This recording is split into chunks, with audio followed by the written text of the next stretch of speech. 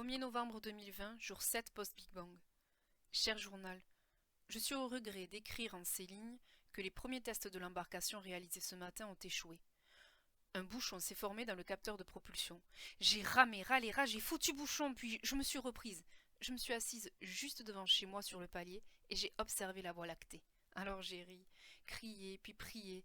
Les efforts en valent la peine. Alors j'ai inspiré calmement et la confiance m'a regagnée. Je me suis souvenu de cette prière que m'a appris le vieux sage qui vit à l'écart dans la forêt de l'obstination. Par la plume des deux grands maîtres, gloire aux deux sages inspirants, que leur écrit puisse nous permettre, à chaque plume, de jouir d'un glaive scintillant.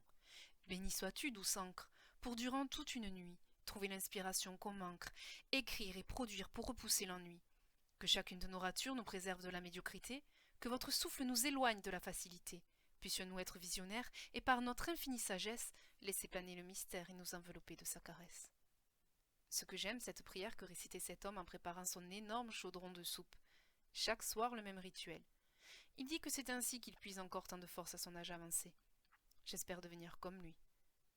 Cette semaine fut une fluctuation de toutes sortes d'émotions. J'espère que cette sensation n'est pas un des premiers symptômes de la mélancolie. Je dois quitter au plus vite ce royaume. Aujourd'hui, ce fut un échec, mais l'échec n'existant pas, je ne pourrai que faire mieux demain. Bien à vous, Plume.